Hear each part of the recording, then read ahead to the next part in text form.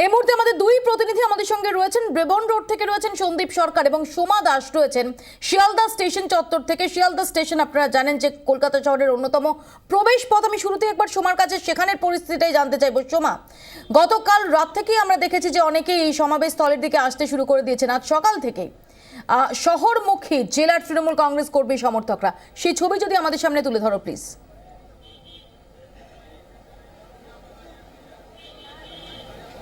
হ্যাঁ দেখো, গতকাল রাত থেকে কিন্তু রাজ্যের বিভিন্ন প্রান্ত থেকে মানুষজন চলে এসেছেন। তবে আজকে একেবারে ভোর থেকে উত্তরবঙ্গ থেকে কিন্তু বিশাল সংখ্যক মানুষ এখানে চলে এসেছেন। এখানে শিয়ালদা স্টেশনে একেবারে এই মুহূর্তেও যদি দেখতে পাও যে আর কিছুক্ষণের মধ্যেই শিয়ালদা স্টেশন চত্বর থেকে কিন্তু একটি বড় মিছিল বের হবে, যেখানে কিনা উত্তর 24 পরগনা, দক্ষিণ 24 পরগনা থেকে তৃণমূল কংগ্রেসের যারা কর্মী সমর্থক রয়েছেন, মানুষ রয়েছেন, তারা সবাই আসবেন, সেই মিছিলে যোগদান করবেন। এই মুহূর্তে দেখো সেই মিছিলের প্রস্তুতি শুরু হয়ে গেছে। সকালে আমরা দেখেছি যে উত্তরবঙ্গ থেকে প্রচুর মানুষ এসছেন।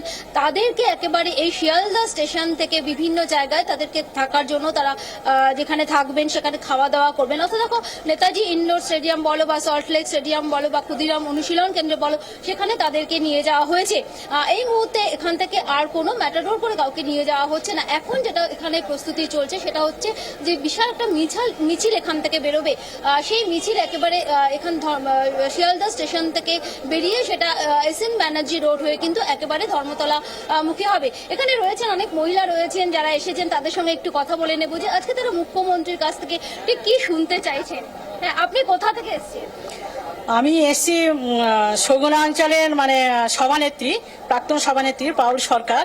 তা আমাদের এখানে আসার একটাই উদ্দেশ্য হচ্ছে যে ধর্মতলায় যে আমাদের যে সমস্ত বিপ্লবীরা যারা শহীদ হয়েছেন তাদের উদ্দেশ্যকে আমরা যাতে স্মরণ করে এই প্রত্যেক বছর আমরা এখানে আসি, এই জায়গাটা যেন আমরা আসতে পারি, তাদেরকে যেন স্মরণ নিতে পারি। এবং সব থেকে বড় কথা হচ্ছে যে আমাদের দিদি মা মাটি মানুষ অগ্নির কন্যা, ওনাকে সর্বপ্রথমে আমাদের মহিলা তরফ থেকে শ্রদ্ধা, ভালোবাসা, প্রণাম জানাচ্ছি। দিদির কাছ থেকে আজকে কি শুনতে চাইছেন মহিলাদের জন্য? বিশেষ করে হচ্ছে দিদির কাছে এই কারণেই এসেছি যে আমাদের যে মহিলাদের যে যে জায়গাটা আমরা এগোতে চাইছি, দিদি যেমন কর্মদক্ষতার মধ্য দিয়ে উনি যেমন এগিয়ে এসছেন, আমরাও চাই দিদির হাত ধরে যাতে সেই জায়গাটা যাতে আমরা এগোতে পারি। আজকে দিদি যেমন সারা পশ্চিমবঙ্গে যেমন লড়াই করে যেমন এই জায়গাটা এসছেন, আমরাও চাই দিদির কাছে যেন আমাদের সেই মহিলাগুলো বিশেষ করে কাজের উদ্যোগ, কাজের উদ্যোগ না হলে তো হয় না। সব থেকে বড় কথা হচ্ছে আমাদের সংগঠন আমরা অবশ্যই করছি। মহিলা টিম দিদির পাশে গিয়ে যেন আমরা দাঁড়াতে পারি এবং মহিলাদের জন্য আমরা সেই কর্মদক্ষতাগুলো যেন জানাতে পারি যে কি কি কাজগুলো আমরা যাতে পেতে পারি। হ্যাঁ দেখো, এখানে শিয়ালদা স্টেশনের চত্বরে যেখানে দায়িত্বে রয়েছেন এখানকার উদ্যোক্তারা, মিছিলের বিষয়ে তারা কি বলছেন, কত বড় মিছিল হবে একটু কথা বলে নেব। মিছিলটা কখন শুরু হবে, কত মানুষ আসবেন, এখনো পর্যন্ত কত মানুষ এসেছে? মিছিল শুরু হয়ে গেছে, আমরা উপলব্ধি করতে পেরেছি, কারণ আমরা দীর্ঘদিন থেকে 21শে জুলাই শিয়ালদার আমরা এখানে থাকি ক্যাম্পগুলোতে। কিন্তু আমরা উপলব্ধি করতে পেরেছি গতকাল রাত 2টো পর্যন্ত আমাদের রাজ্য সভাপতি তথা সর্বভারতীয় তৃণমূল কংগ্রেসের সাধারণ সম্পাদক সুব্রত বক্সির নির্দেশে আমরা রাত্রি 2টো পর্যন্ত আমাদের যারা উত্তরবঙ্গ থেকে, বিশেষ করে কুচবিহার, আলিপুরদুয়ার, জলপাইগুড়ি, দার্জিলিং, উত্তর দিনাজপুর, দক্ষিণ দিনাজপুর, মালদা, মুর্শিদাবাদ, এদের যে কর্মীরা কাল রাত 2টো পর্যন্ত এখানে ছিল, সেই তাদেরকে আমরা বিভিন্ন ধর্মশালায়, স্টেডিয়াম পুরো ভর্তি হয়ে গেছে। আমরা ক্ষুদিরাম অনুশীলন কেন্দ্র খুলতে বাধ্য হয়েছি। ক্ষুদিরাম অনুশীলন এবং কলকাতার বুকে বিভিন্ন ধর্মশালায় আমরা কালকে রাত পর্যন্ত উত্তরবঙ্গ থেকে কম করে 40,000-এর উপর লোক এসছে। মমতা বন্দ্যোপাধ্যায়ের এবার কেন বেশি লোক আছড়ে পড়ছে, বিশেষ করে কুচবিহার, আলিপুরদুয়ার এবং জলপাইগুড়ি, আপনারা নিশ্চয়ই অবগত আছেন। কুচবিহারের 9টি আসনের মধ্যে 8টি আসন, আলিপুরদুয়ারে 5টি আসনের মধ্যে 4টি আসন এবং জলপাইগুড়িতে 7টি আসনের মধ্যে 6টি আসন মমতা বন্দ্যোপাধ্যায় হাত শক্ত করার জন্য তৃণমূল কংগ্রেস বিধায়ক আমরা ওখান থেকে নির্বাচিত করতে পেরেছি। আপনারা আজকে মুখ্যমন্ত্রী মমতা বন্দ্যোপাধ্যায়ের কাছ থেকে দলনেত্রী হিসেবে কি শুনতে চাইছেন, তার কাছ থেকে কি বার্তা দিতে চাইছেন? মমতা বন্দ্যোপাধ্যায় আজকের 21শে জুলাই শুধু শহীদদের তর্পণ করা নয়, আমাদের মমতা বন্দ্যোপাধ্যায় আমাদের দিশা দেখান সারা বছর তৃণমূল কংগ্রেস কর্মীরা কেমনভাবে চলবে।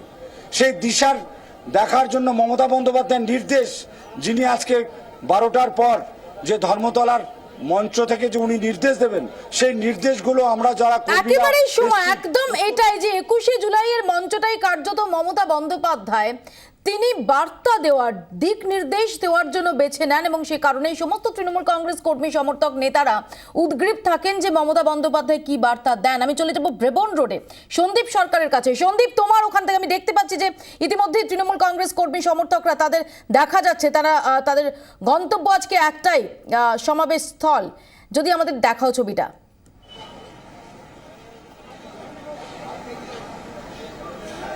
একেবারেই যে জায়গাতে আমি রয়েছি, হাওড়া স্টেশনের দিক থেকে যে মিছিলগুলি আসবে সেই মিছিলগুলি কিন্তু এই পথ দিয়েই তারা চলে যাবেন একেবারে ধর্মতলার সভা মঞ্চের দিকে। এবং তুমি দেখতে পাচ্ছ যে আসানসোলের থেকে একটি মিছিল, আসানসোল জেলার থেকে একটি মিছিল, সেই মিছিল এসে পৌঁছাচ্ছে। সেই মিছিল এই মুহূর্তে হাওড়া স্টেশনের দিক থেকে এসে পৌঁছেছে। আপনারা কোথা থেকে আসছেন? আসানসোল। আজকে ধর্মতলার শহীদ দিবসের মঞ্চ থেকে কি বার্তাটা পেতে চাইছেন? দিদির কাছে শুনতে চাই, আগের থেকে বলবো না। আমরা কি শুনতে চান? আমরা দিদির কাছে যা করছে সেটা সবাই শুনতে চাই। মুখ্যমন্ত্রীর থেকে কি বার্তা পেতে চান? মুখ্যমন্ত্রীকে একটা ভালো প্রশাসন, একটা ভালো দল, একটা ভালো মানুষের সরকার। আপনারা সবাই কোথা থেকে আসছেন? আসানসোল। আসানসোলের থেকে এই মিছিল কিন্তু এই মুহূর্তে স্ট্যান্ড রোডের দিক থেকে এগিয়ে যাচ্ছে এবং এই স্ট্যান্ড রোডের একদম সংযোগস্থলে আমরা রয়েছি, স্ট্যান্ড রোড এবং ব্রাবন রোডের, যেটা পুলিশ প্রশাসনের তরফ থেকে যে বন্দোবস্তটা করা হয়েছে মৌপিয়া, আমি একটু বলে দিতে চাই।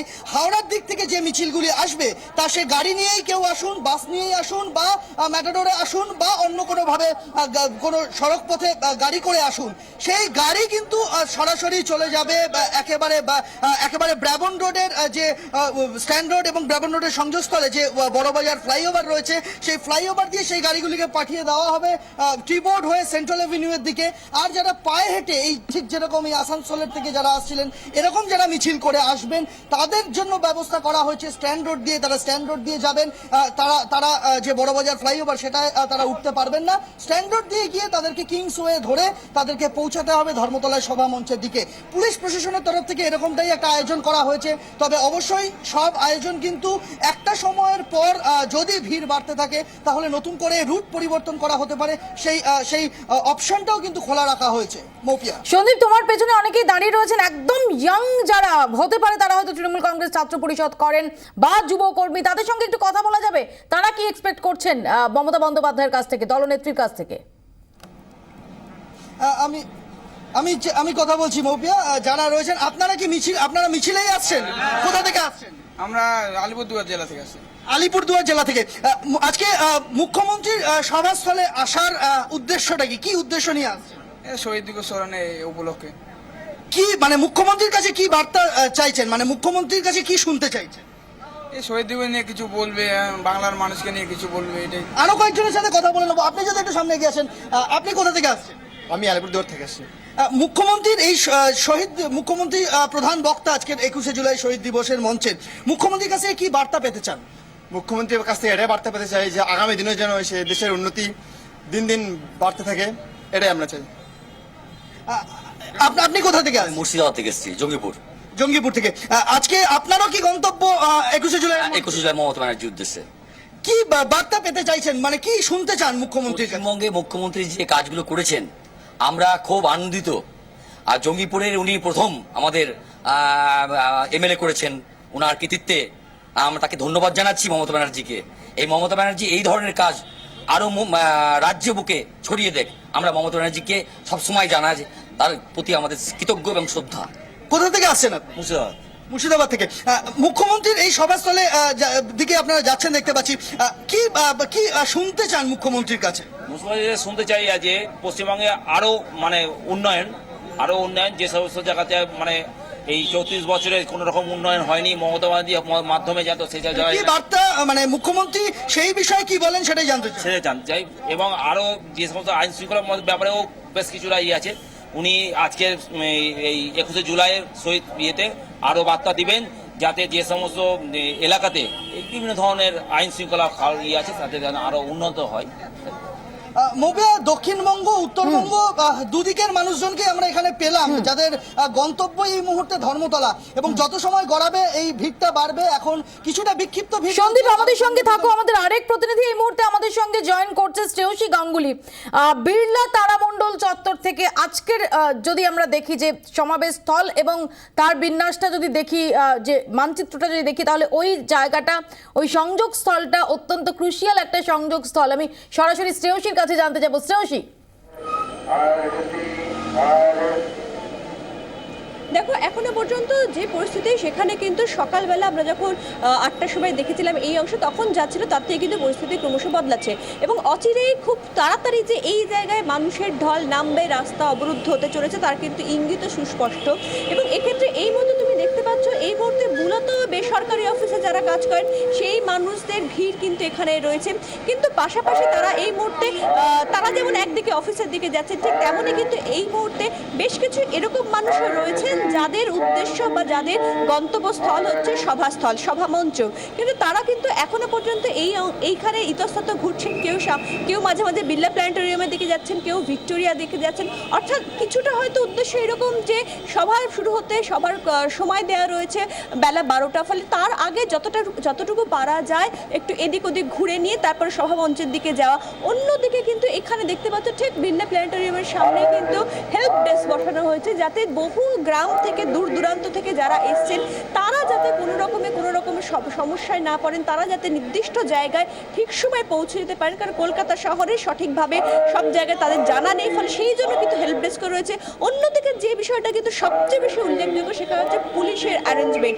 যারা গ্রাম থেকে এসছেন তাদের পক্ষে কলকাতার রাস্তায় হাঁটাচলা করা, বিশেষত এই অফিস টাইমে, সেটা কিন্তু রীতিমতো সমস্যার বিষয়। ফলে সেই জায়গা থেকে দাঁড়িয়ে কিন্তু পুলিশের যে অ্যারেঞ্জমেন্ট, সেই অ্যারেঞ্জমেন্ট কিন্তু রীতিমতো চোখে পড়ার মতো। তারা হাতে ধরে রাস্তা ক্রস করিয়ে যেমন দিচ্ছেন, ঠিক তেমনই কিন্তু একেবারে যাতে কোনো একটা সভা ঘিরে অন্য কোনো রকমের অঘটন না ঘটে যায় রাস্তা পারাপার হওয়ার সময়, সেই দিকেও কিন্তু বিশেষ নজর রয়েছে। ফলে সার্বিকভাবে সকালে যে পরিস্থিতি ছিল, সকালে যে চিত্রটা ছিল, তার থেকে কিন্তু চিত্র ক্রমশই বদলাচ্ছে। এবং পুলিশের তরফে জানানো হয়েছে যতক্ষণ পর্যন্ত এই অংশ দিয়ে গাড়ি চলাচল করবে, কিন্তু যে মুহূর্তে বাসগুলো এসে দাঁড়াবে, সেই মুহূর্তে কিন্তু আস্তে আস্তে এই অংশের রাস্তাও কিন্তু বন্ধ করে দেওয়া। সেখানে যেহেতু অনেক দর্শক, তারা এই মুহূর্তে একটু জানতে চান, যাদের হয়তো কোনো কাজে বেরোতে হবে, যে যারা দক্ষিণ থেকে আসবেন বা পূর্ব থেকে আসবেন, যারা হয়তো গন্তব্য যাদের সমাবেশস্থল নয়, হয়তো অন্য কাজে বেরোতে চান, এই যান নিয়ন্ত্রণটা হলে এই অঞ্চলে কিভাবে হতে পারে, সেই সম্পর্কে কি তুমি একটু ইনফরমেশন আমাদের দিতে পারো প্লিজ? দেখো, নির্দিষ্টভাবে কিন্তু পুলিশের পক্ষ থেকে বলা হচ্ছে যে রাস্তা হরিশ মুখার্জি রোড থেকে এই বিড়লা তারামণ্ডলের পাশ দিয়ে একেবারে সোজা সভামঞ্চের দিকে যাচ্ছে, সেই রাস্তা কিন্তু এখনই বন্ধ করা হচ্ছে না। এবং তুমি দেখতে পাচ্ছ যে নির্দিষ্টভাবে দুপাশ থেকে, অর্থাৎ থিয়েটার রোডের দিকে যেভাবে গাড়ি যায় সেরকম গাড়ি যাচ্ছে, যারা অফিসে বা নিত্য যাত্রী তারাও যেভাবে যাচ্ছে সেভাবে যাচ্ছে। কিন্তু যতক্ষণ পর্যন্ত একেবারে নির্দিষ্টভাবে যান চলাচলের আর উপযোগী থাকবে না, ততক্ষণ পর্যন্ত কিন্তু এই জায়গাটা কিন্তু খোলাই রাখা হবে, এমনটাই কিন্তু পুলিশ সূত্রে জানা যাচ্ছে। শ্রেয়সী, আপাতত তোমায় ধন্যবাদ। তোমাদের কাছে আমরা পরবর্তীকালে আবারও ফিরবো। সন্দীপ, ধন্যবাদ। সোমা, তোমাকেও তোমাদের কাছে আমরা বারবার যাব। এবং আমাদের 21 জন রিপোর্টার ছড়িয়ে রয়েছেন 21 প্রান্তে, সমাবেশ স্থলে তো বটেই, কলকাতার বিভিন্ন প্রান্তে। এবং 21শে জুলাইয়ের আজকের এই ক্রিয়াকর্ম, সেটা আপনাদের সামনে তুলে ধরবো আমরা 21টা ক্যামেরার মাধ্যমে। আমাদের 21 জন প্রতিনিধি ছড়িয়ে রয়েছেন, তাদের কাছেও আমরা যাবো। একটা ছোট্ট বিরতির পর ফিরছি, সঙ্গে থাকুন।